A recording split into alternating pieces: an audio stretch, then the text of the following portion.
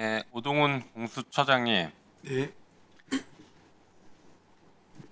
작년 내란 직후에 12월 달 법사위였는데 제가 예, 잠깐 멈춰주세요.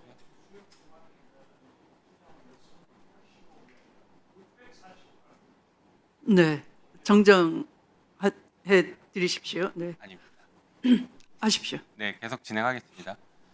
네, 오동훈 처장님, 작년 12월 달 법사위 회의에서 제가 수사 철저히 하시라라고 촉구드리면서 옆자리에 앉아 있는 박성재 당시 법무부 장관부터 빨리 구속하라 라고 촉구했던 거 기억나십니까? 잘 기억합니다. 예. 그때 제대로 수사가 이루어졌으면 어제 지금 박성재 전 법무부 장관 압수수색 당한 거 아시죠? 예, 잘 알고 있습니다. 예. 그때 수사를 좀 빠르게 진행했으면 이 내란의 실체가 조금 더 빠르게 확인될 수 있었고 박성재 법무부 장관에 대한 탄핵도 인용될 수 있지 않았을까 싶은데 어떻게 생각하십니까? 어, 그때 그 당시 그 의원님께서 참 큰 소리로 말씀하셨는데 소리가 참 크시다는 생각에 그때 좀 개인적으로 좀 놀라기도 했었는데 그 안에 그 엄청난 통찰이 있다는 것을 지금 새삼 깨닫습니다. 법사위는 뭐 여러 가지 저 뭐 공수처장으로서는 많은 공부가 되는 자리입니다. 예. 네. 하여튼 지금도 이미 진행하고 있는 여러 사건들이 있으실 건데 다시 이런 일이 반복되지 않도록 공수처가 지금 진행하고 있는 사건에서도 최선을 좀 다해 주시기 바랍니다. 잘 알겠습니다. 예. 뒤늦게 또 그때 수사를 철저히 했어야 하는데라는 얘기가 안 들렸으면 좋겠습니다. 네. 자, 그리고 법무부 장관님, 예, 그 관본권 증거인멸 사건에 대해서 또 신속하게 감찰을 지시하셨고 대검에서 감찰을 진행하고 있는 것 같습니다. 아까 말씀 잠깐 주시긴 했는데 빠르게 지시하신 것은 매우 적절한 조치였다라고 생각합니다.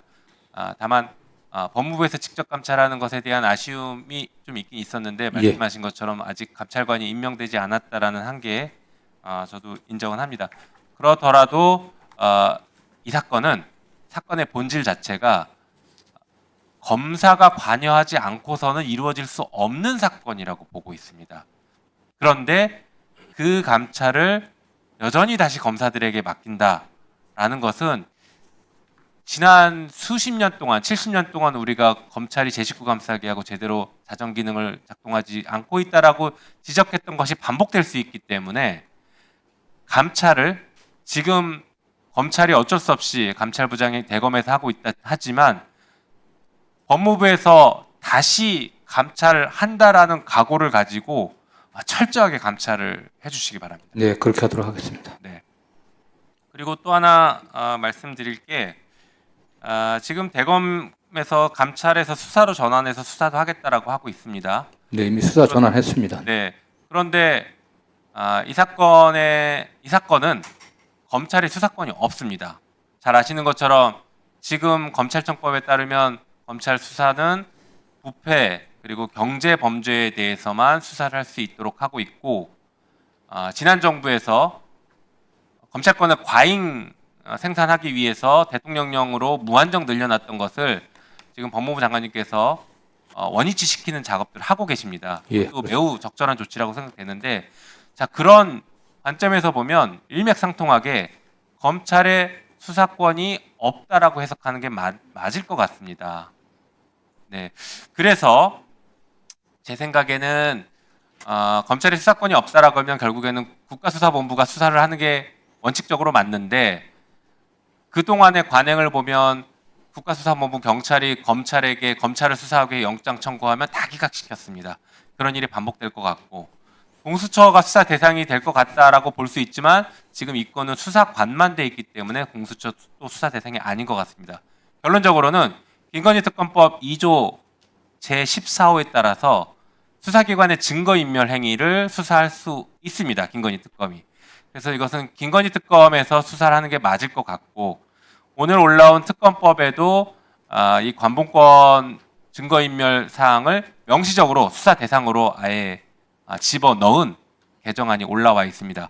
그래서 현재 수사 중이긴 하지만 자칫 위법 수사 논란이 있을 수 있으니 김건희 특검에서 신속하게 수사할 수 있도록 법이 통과되면 혹은 통과되기 전이라도 이미 수사권이 있기 때문에 신속하게 사건을 이첩하는 게 맞을 것 같습니다. 거기에 대한 의견은 어떠십니까? 예, 어떤 뭐 특검법이 또 개정이 통과된다고 하면 그렇게 할 수 있도록 최선을 다해 준비를 하고요. 어쨌든 검찰에서 지금 대검에서 감찰하고 수사를 한다고 했을 때 과연 국민들이 신뢰할 수 있는지 정경환 의원님께서 지적하신 것처럼 지금까지 검찰을 보여준 제19 감싸기에 그런 행태가 반복되지 않냐 이런 의심이 있기 때문에 보다 저희들이 철저하게 감찰 수사하고 만약 법안이 통과돼 갖고 특검에서 요구한다면 즉시 이관할 수 있도록 하겠습니다. 네, 장관님 지금 통과되기 전이라도요. 이제 관봉권이 건진법사의 집에서 나왔다는 것인데 그 관봉권의 출처가 지금 봐서는 통일교일 가능성이 매우 높습니다. 통일교로부터 목걸이를 받아서 전달했던 사례가 이미 있었기 때문에 그렇다라고 하면 이미 특검의 수사 대상입니다. 통일교로부터 금품을 수수하거나 뭐 받았던 것들이 이미 수사 대상이기 때문에 돈의 출처 자체가 수사 대상이고 그 돈의 출처와 관련된 수사 증거인멸도 역시 수사 대상이라 지금 이미 수사 대상이다라는 것을 한번 검토하셔서 예. 신속하게 이첩하는 것도 고려해 주시면 좋겠습니다. 네, 알겠습니다. 그리고 PPT 한번 보여주시죠. 잠깐 방금 얘기 나왔긴 했는데 내란 특검이 지금 심우정 전 검찰총장, 박성재 전 법무부 장관 그리고 대검, 서울구치소 등 전방에 압수수색을 하고 있습니다. 이게 박성재 법무부 장관이 내란의 밤에 장관 간부회의하면서 합동수사본부의 검사 파견 검토 지시했다 등등 여러 가지 이제 의혹들이 나오고 있습니다. 그리고 그때 보니까 심우정 검찰총장이랑도 한 3번 정도 통화한 것도 지금 확인이 되고 있죠. 그래서 이 사람들에 대한 전방위적인 수사는 이루어지고 있습니다. 그런데 제가 지적하고 싶은 부분은 뭐냐면 그 당시에 이 간부회의에 참석했던 참석자들을 지금 법무부에서 전원 확인했는지와 그리고 그 사람들 중에서 특히 운영지원과나 기조실 등에 있었던 직원들 1분만 주시면 네. 운영지원과나 기조실 등에서 근무했던 직원들 이분들에 대해서는 아직 전혀 수사나 감찰이나 조사나 이런 것들이 이루어졌다는 얘기를 들어본 적이 없습니다. 그래서 법무부 차원에서 당시 박성재 전 장관과 심우정 검찰총장 등을 비롯한 이 사람들이 내란에 어떻게 협조했는지에 대한 진상 조사를 그래도 실시하셔야 되지 않을까. 적어도 감찰의 일환으로서라도 아니면 진상조사의 방식으로라도 법무부 내에서 직접 하기 어려우시다면 특별 어떤 위원회를 꾸리고 외부 위원을 위촉하는 방식으로라도 해서 진상조사가 있어야 될 것 같습니다. 다시는 이런 일이 발생하지 않아야 되고 이런 일이 발생했을 때 공무원들이 협조하면 정말 큰일 나겠구나라는 교훈을 한번 심어줘야 될 것 같습니다. 예, 뭐 위원님 말씀에 전적 공감하고요. 12월 3일, 4일에 걸쳐서 법무부 내부의 상황이 어떻게 됐는지 면밀하게 조사해 갖고 좀 복귀해 보도록 하겠습니다. 네. 자, 그러면 지금부터 잠시만 주목해 주시기 바랍니다. 제가 구독자분들을 위해서 선물 하나를 준비했는데요. 제가 항상 여러분들께 드리는 말씀이 있습니다. 뉴스만 평소에 잘 챙겨보셔도 돈이 되고 돈을 벌 수 있다라고 말씀을 드렸는데요. 여러분들은 여기 보시는 삼성전자 뉴스를 보고 어떤 생각이 드세요? 아니면 정치인들의 뉴스, 날씨 뉴스를 보고는 어떤 생각이 드시나요? 그냥 뉴스만 보고 끝내는지 아니면 이 뉴스를 어떻게 이용할 수 있는지 이 부분을 고민하고 계시는지를 되물어보고 싶습니다. 그 이유가 뭐냐 하면 제가 지난번에 여러분들께 뭐라고 말씀을 드렸었죠? 지금은 반도체 섹터를 눈여겨보셔야 한다고 말씀드렸습니다. 그리고 나서 이런 썸네일들 뉴스를 통해서 많이 보셨을 겁니다. 반도체 내용이 이슈가 됐을 때 부자들은 어떻게 생각한다? 반도체 관련주들은 뭐가 있는지, 어떤 종목이 가장 좋은지, 어디에 투자해야 돈이 몰리는지 자연스럽게 생각한다고 제가 말씀을 드렸죠. 그 이유가 뭐냐 하면 부자들이 봤을 때는 이슈가 곧 돈으로 이어지고 그 이슈가 나에게 돈을 벌어준다는 경험적 확신이 있기 때문에 부자들은 항상 이런 사회적 이슈를 관심있게 챙겨본다고 제가 말씀을 드렸습니다. 이번에도 마찬가지인데요. 제가 지난번에 시청자분들과 함께하는 주식으로 수익 내기 이벤트를 진행했었죠. 당연히 100% 무료로 진행을 했었고요. 여기 보시면 아시겠지만 제가 지난번에도 구독이라고 보내주신 모든 시청자분들께 반도체 관련주 중에 가장 크게 급등할 딱 한 종목, 많은 종목도 아니라 한미반도체 한 종목을 여러분들께 추천드렸어요. 그러면서 여기 나와 있는 대로 정확히 얼마에 매수해야 하는지 그리고 수익률이 어느 정도 나왔을 때 팔아야 하는지를 이런 부분들까지 여러분들에게 정확히 알려드렸었는데 지금 실제로 어떻게 되었다? 오른쪽을 보시면 아시겠지만 제가 지난번 문자 발송으로 이 한미 반도체를 소개해드리고 나서 실제로 이렇게 5배 이상 어마무시한 상승이 나왔습니다. 100만 원만 투자를 했어도 무려 500만 원이 넘는 수익금이 생긴 거죠. 그래서 당시에도 굉장히 많은 분들이 제가 드린 이 한미 반도체로 수익을 내실 수가 있으셨을 텐데요. 다시 한번 축하드린다고 말씀을 드리겠고 이번에도 마찬가지입니다. 앞으로도 2024년, 2025년 계속해서 기대해볼 섹터는 AI입니다. 그 중에서도 AI 반도체는 그 누구도 부정할 수 없는 미래 성장 산업입니다. 그러면 우리가 어떻게 생각해 볼 수 있을까요? AI 반도체 종목 중에 앞으로 크게 대장 역할을 하면서 10배 이상 급등할 수 있는 템베고 종목을 지금부터 열심히 추적해야 한다는 겁니다. 큰 돈을 투자하지 않더라도 월급의 일부분 아주 소액이라도 이 종목을 모아가야 수백 %의 수익률을 손에 쥘 수 있는 것이죠.